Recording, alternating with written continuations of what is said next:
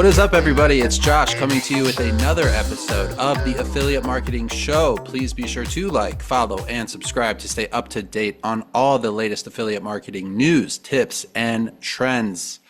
Per usual, myself, Josh from OfferVault.com, the industry's largest aggregator of all things affiliate marketing, networks, offers, affiliate programs, advertisers, traffic sources. The list goes on, and we are here to help you succeed in this crazy internet marketing world. We also have Daddy Callbucks, Adam Young, hashtag It's a Call Track Life, as well as the industry legend, Harrison Gevirtz, and our special guest today and a good friend of mine in the industry, Tina Dixon, COO of Ringlab Media, a high-producing pay-per-call network that partners with media buyers who understand how to run successful high-volume campaigns that work for advertisers. Tina, what is going on from New Orleans? How are we doing? Well, the Saints are winning, so we're great.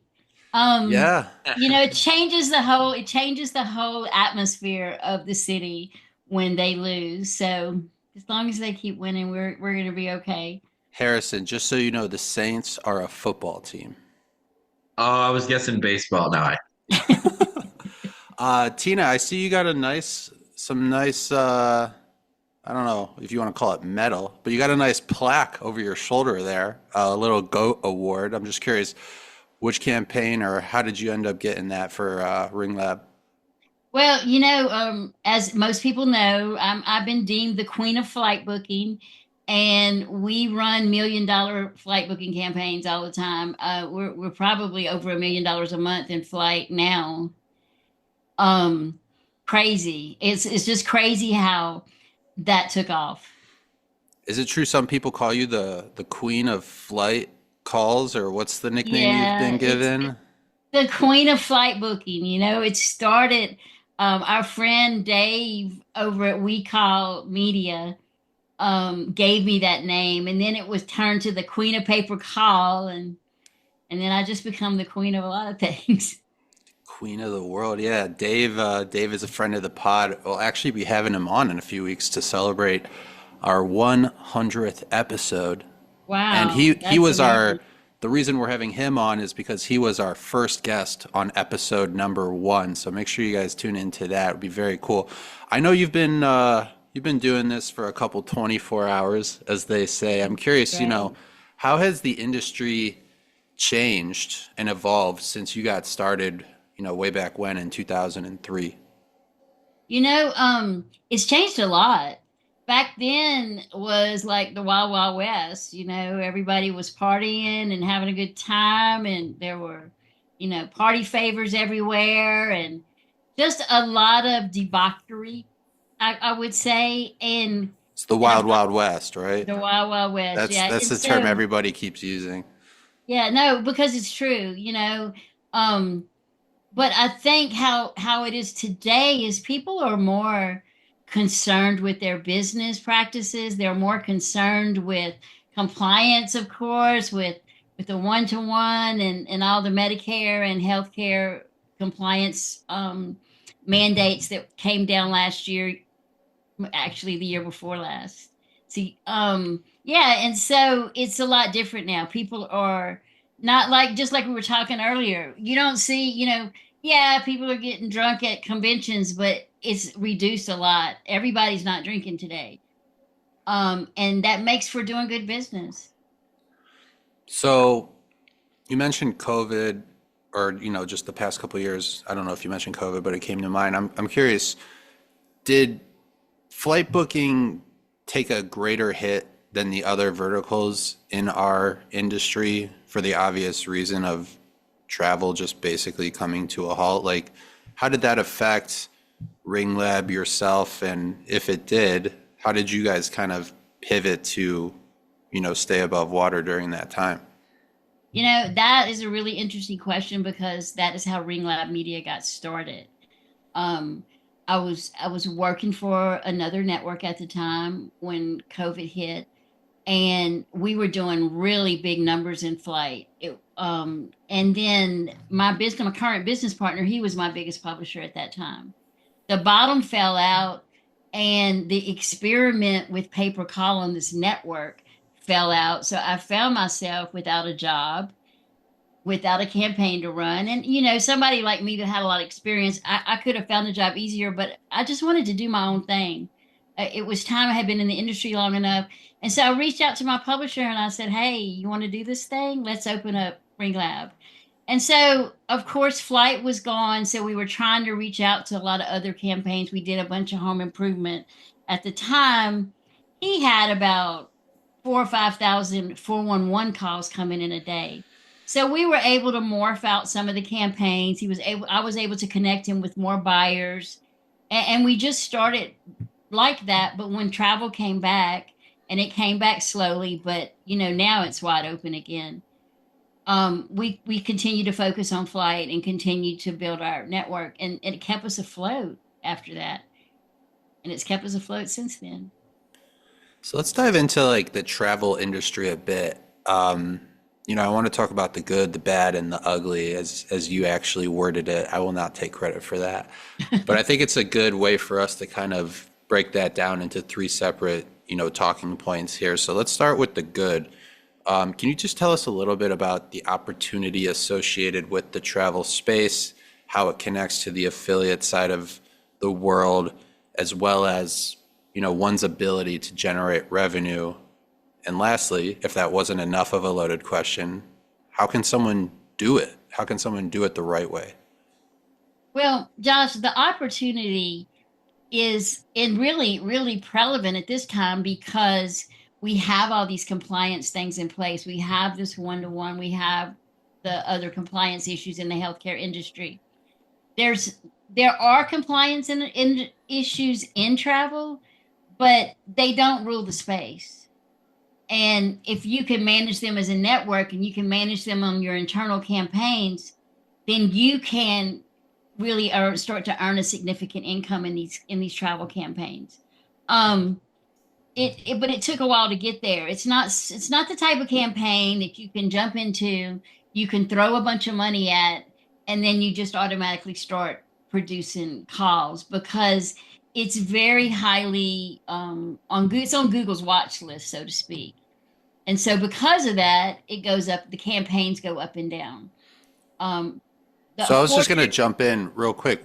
How does that a vertical or a type of campaign like that get added to Google's watch list? Like what happens where Google starts paying attention, or has it just always been that way that when it comes to travel, it's because of compliance I think issues? travel's highly regulated too, Mm-hmm. which makes it more on their radar, right? Yeah, the airlines put a lot of pressure on Google, and their ad spend, of course, controls that. So as they apply this pressure, then their campaigns take more prevalence, and also their direct marketing teams have more access. It's funny that those very airlines give these offshore travel agencies the authorization to sell their tickets, but they still fight to push Google to slow things down. So And then I would yeah, say, go I'm ahead. sorry, go ahead. No, you go ahead. I would say that the pressure on the publishers and to keep the campaigns going when they are live is that the call centers that are in India and Pakistan and those other areas, there's a lot of them that are legitimate travel agencies. They have deals with the airline. They're doing a legitimate business. And those guys are able to run below the weight. When you run with those guys, there's a lot of hangups. I'm sorry, I lost my train of thought. That's what happens when you get to be No, 61 years you're old. good. You're good. But I what actually, happens is oh, they're okay. run by commission-based agents. And so the agents want to hang up real quick, because if they don't think they can make a sale, if they don't think they can move a deal, then they're going to move on to the next one like we all do in business. But by them hanging up so abruptly, it changes the statistics of the campaign, and Google starts giving that particular campaign less priority as far as showing their ads. So let's say I'm a brand new affiliate for some, well, actually, I won't say for some reason. Let's say I watch this episode. I know you're the queen of flight booking, and I decide like that's where I want to start my affiliate journey is with flight booking. A, do you feel like that's a good decision for somebody who's newer in this space, or is it a little too competitive for someone who's that green? And B, what would be like the first one, two, or three steps you would suggest they take to really, kind of hit the ground running and hopefully find some success? I think number one, flight is a backup campaign. You have to be bringing in money from something else, and you're trying to diversify, and so you get into travel. It takes a very strategic marketer. It takes a very strategic media buyer to keep the campaigns up. So no, it's not a good business to start off with, but if you're already running some successful campaigns, it's a good backup plan. So let's kind of shift gears to the bad, right? We talked a little bit about the good. You mentioned a couple of the, related issues to the bad side of it, but specifically, can you talk to us just a little bit about the volatility, bad players in the industry, your thoughts on prepayment or not, just things people should really keep an eye out for when working in this side of the space. Okay, yeah. It is, there's a lot of bad players out there. Like I said, the affiliate marketing industry was the wild, wild west. Flight booking is still the wild, wild west. So they have these group of businesses, and half of them are spam and scammers, and half of them are legitimate travel agencies. The key is to figure out who's the good guys and who's the bad guys. Because not like, some of the good agencies, they might have an agent that hangs up on a call. They might have an agent that does something shady on a call, but they're not necessarily a bad buyer or a bad advertiser, just like in your ACA campaigns and your other insurance campaigns. There's the good and the bad. But the other factor plays in because they're not in the US. And so these bad players come up and they open up flight rooms just for the purpose of finding people to scam. And go So ahead. I was just going to ask, I'm, learning a lot myself. Can you explain what is a flight room? That's something I'm not familiar with. So it's just a phone room. It's a contact center, call center. Um, but there's a difference between a full-fledged call center in a business brick and mortar location and the back room of some storefront that's got a few phones plugged up and there's all sides of that business. And so in order to really be good at it, you have to have this kind of sense of who people are. I think that's why I've become so good at it, is because I have this natural sense of who people are, and I can spot a hustler a mile away, That's and why they we're don't such want it. good friends, right? Because we met and you're Right? like, this guy's awesome, right? This Yeah. guy's a hustler. I like Yeah, this yeah. guy. Tell me a little bit about, prepayment. Before we started recording, one of the things you mentioned to me was how it's kind of a must on the buyer side. What does that process kind of look like? Prepayment, and can it be really tricky when you're dealing with offshore call centers, um, because they always can't get money through. We require all of our advertisers to prepay for flight calls. Um, we give them a budget. They tell us how many calls they can take. We cap out their campaign if they go over. Hopefully, we can manage the CC, and Ringba has a lot of cool tools to do that, to manage the campaign and manage the CCs and the routing plans efficiently, so that if somebody's out of budget, you can quickly switch gears. Well, actually, Ringba does it for you. It's pretty cool. I was But just thinking we need like Harrison, we need to get like a bell on my wall. Anytime someone like mentions how amazing Ringba is, I just walk over and ring Dude, the it. bell's gonna get like ding. It's gonna be dented. Yeah, yeah. I swear, well, I love you guys. You guys are always support my endeavors, and it's So a is great the product. is the prepayment like an industry standard, or is it becoming one, or is it kind of you're in like a small bucket of people that does that? No, prepayment is pretty standard for flight. If you're dealing with the overseas flight buyer, then you definitely want to get a prepayment. Now, when you start going on a bigger level like we are, and you have buyers that are sending you $20,000 or $30,000 a day, is very difficult to do that from India especially. And so they have to get these bank accounts in Saudi Arabia and here and there, and it's like this whole juggling act. So there are balances that we carry often, but it's people that we've been doing business with long enough to trust with those balances. And a little bit more on the bad, how do you kind of combat like publishers who are spamming Google AdWords accounts, to deter competition? What's like the only way, if any, to kind of offset that type of behavior? It's all about technology. You have to be able to stop the calls from coming in that fast. So what happens is they use all these different phone numbers to ping your ad. I don't know if you've heard of this behavior or not. They ping your call ads, and so they start all ringing at the same time, and so you have a influx of calls that come in. Like 10,000 calls in an hour was our biggest one. We were working with Carlos Corona. He got spammed a lot, and we definitely would have those calls coming in. But again, I'm going to speak for Ringba. Ringba handles that very well. There's settings that you can put in your landing pages and in your ads, to help combat when those calls start coming in so fast. You can shut them down.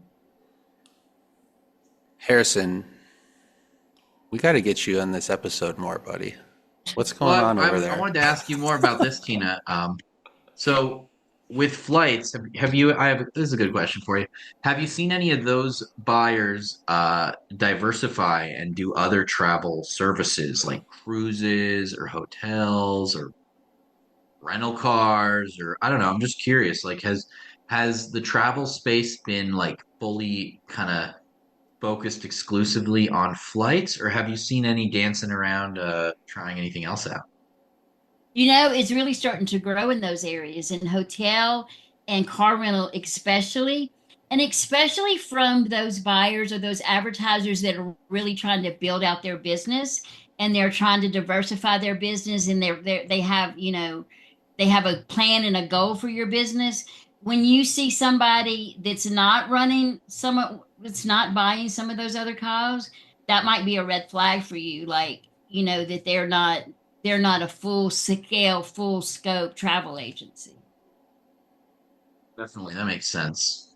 Um, I think that goes back to the why Google scrutinizes things, because if they're not real travel agencies, Google doesn't want them selling or buying, selling people plane tickets. Is that kind of what the Yeah, logic is? absolutely. They have your credit card number. And, there's a lot of credit card spam going on. They're doing things like they'll buy calls from somebody. So here's this publisher that has no idea that they're doing this, and they'll get this client on the line, and they'll actually cancel this customer service client. They'll cancel their existing ticket, and they'll sell them a new ticket at an exorbitant price. And they're so good. If they take that sales ability and turn it around for the good, imagine what they could do. But bad people don't usually see things like that. Definitely. Harrison, Yeah, no, that makes sense. Harrison, I know you've mentioned your travel agency on the show before. I'm want to piggyback off of something you mentioned.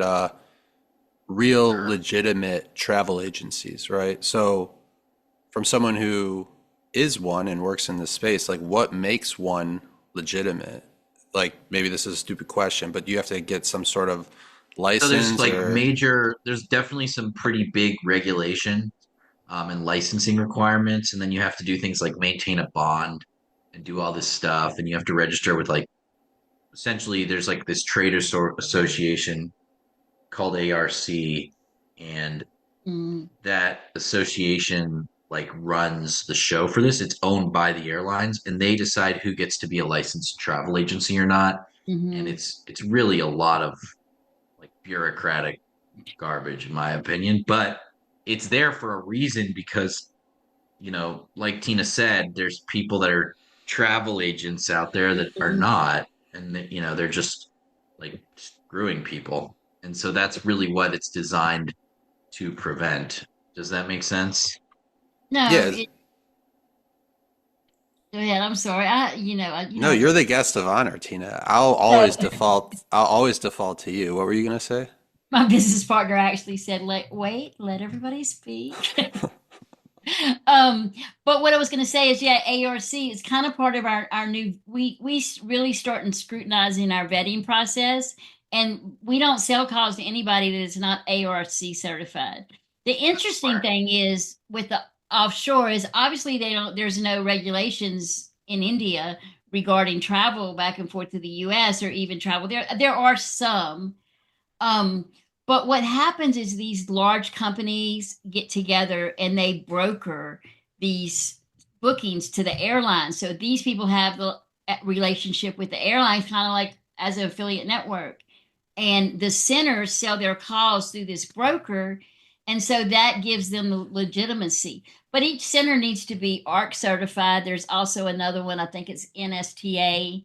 Um, and there's certain things that lead to legitimacy, and that's what we try to do at Ringlab is we try to get as much vetting information, as much legality in place before we even start selling them calls. Yeah. No, I mean, I think it goes without saying, like, if you just walked up to me randomly and said, "Hey, what's your ARC number?" I could tell it to you in 2 seconds, right? Because Adam and I do own a travel agency. It's not involved in flight calls. It's all corporate stuff, things like that. It's kind of like a passion business we own, but like it's like a smell test, Tina. You go, "Hey, what's your ARC?" If they can't just spit it out, like, Mhm. hmm. So that makes your job easier though, and it's good that you're keeping, you know, your buyers to that pool because then you're gonna have legit people working with you. So that's good. Um, have you ever seen like so you mentioned hotels are coming or like growing a lot. Do you think that it's possible that that could be a bigger vertical than flights, or is it still really small in comparison? I'm truly curious. No, it's really small in comparison, and there's not as much money for the center in True. hotels as there. I mean, the calls are cheap. They pay us $9 for a 60-second call, whereas for a flight booking call, we get anywhere from 40 to 45 for a 60-second call. It's Oh really wow. going. It's really going, and it just depends on the relationship that you have with the buyers. I've been around for a long time, and I've really honed these relationships in. And so, working with Ring Lab is like working direct because I have these types of relationships where I can say, "Oh, well, you're getting this price direct. Let me go to this buyer. He wants these calls. He'll pay for them because they're in hotels. Not so much like that. Car rental is even cheaper, um, and cruise is kind of an issue with the port fees. So depending on what the port fees are, it it makes a difference in what type of commission is involved. I want to go back to the buyer pool that has continued to get brought up on the show here. Can you just give us like a brief overview of how you kind of put that together? I'm sure like just time is kind of the main thing, but I'm Mhm. sure a lot of it has to do with what you said, trust and relationships, and just, doing legitimate business. So, what would be your advice to someone who's like really doesn't have much of a buyer pool to work with right now? How can they kind of start to grow that? Well, a lot of the direct airlines and these travel agencies are coming to shows. They're showing up at shows. They're doing booths. And there's a lot of there and their own groups, their own Skype groups. So you just continue to look for them, continue. That's how I found them. I continue to post for them.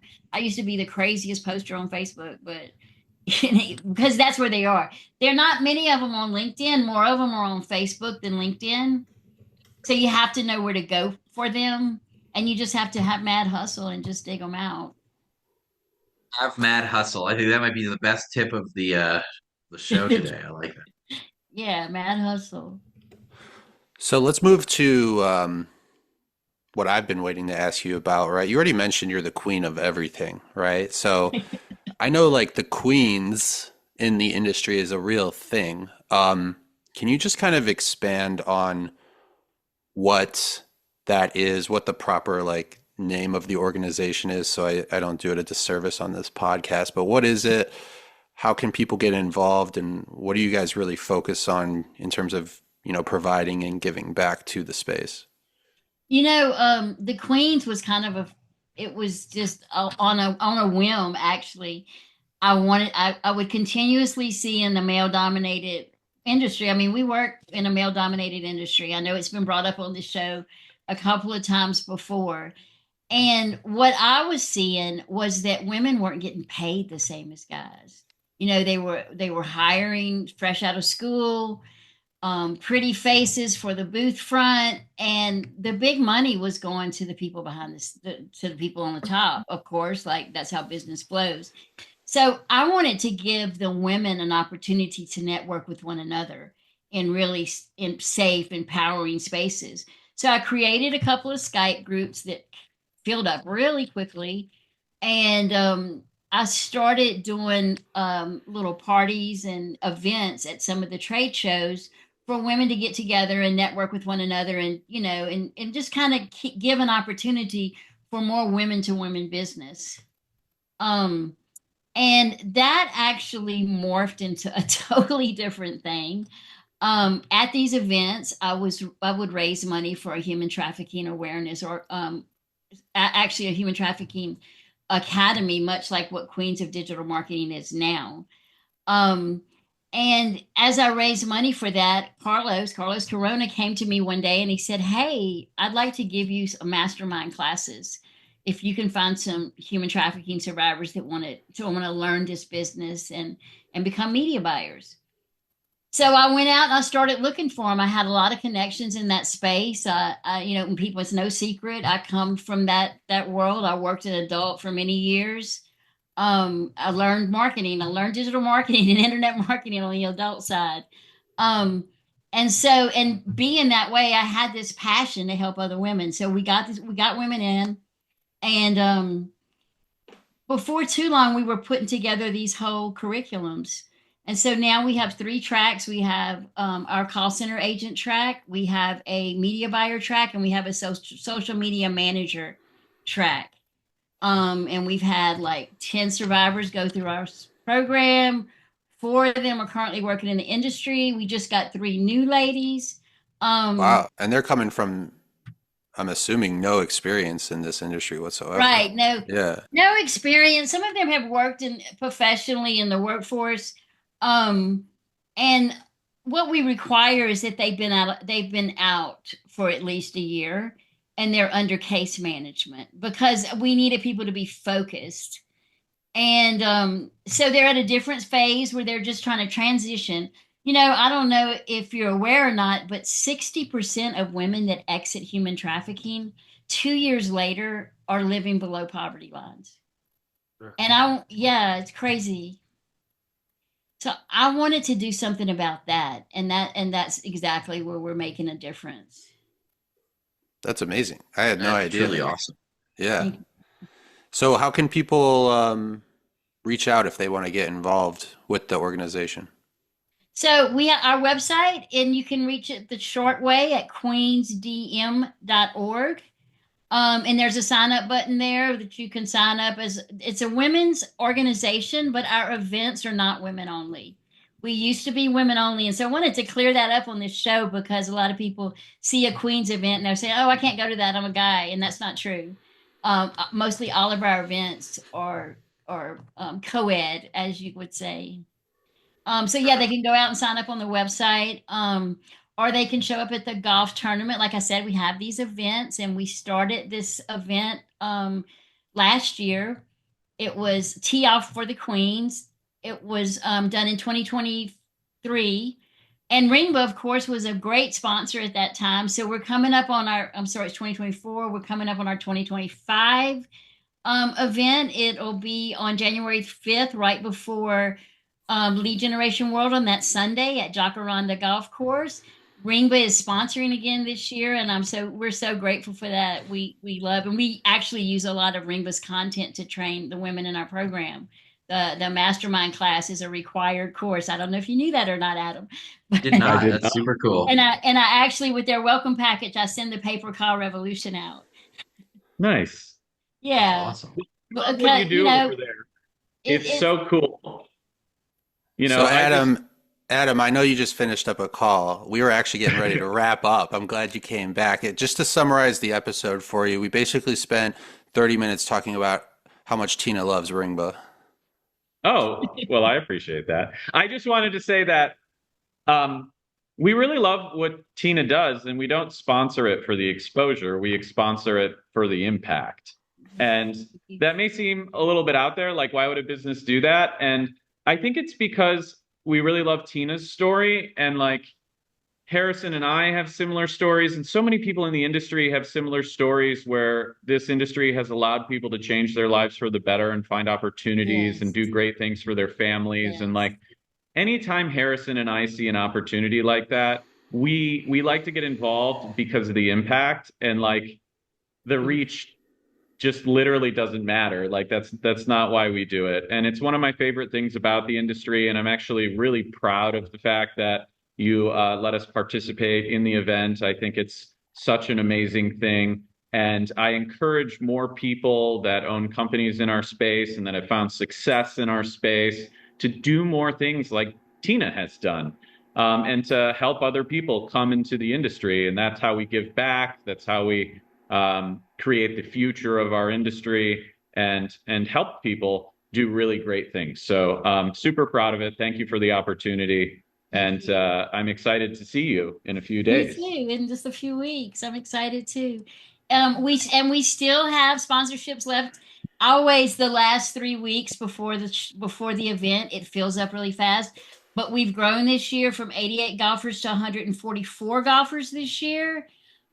We've gotten permission from Jacaranda to post your table at your sponsored hole. So this golf tournament is going to turn out to be like a mini conference, I think. But yeah, which Tee Off with the Queens, just Google search Tee Off with the Queens and you'll be able to sign up or reach out to Carrie Hartman or myself or Sodi with Palo. We can get you going with that. Adam, any other questions for the Queen of Flight booking?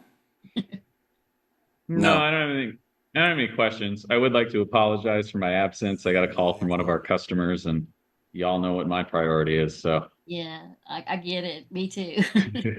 it's hard. Well, I'll just say I really hope stop. people in this industry participate in the event. You should sponsor it. You should golf. If you're bad at golf, you should still golf. You know, How are you at show golf, up. Harrison? You're a pretty good golfer, right? And the podcast. And the Yeah. podcast. No, hold on. Let's be transparent, Harrison. We were recently at a charity golf event, and we had a pro golfer with us because we were the largest donor. And we got to the 9th hole, and he made a joke like, listen, guys, if this isn't for you, there's a networking event, social hour going on right now, and you could always call it.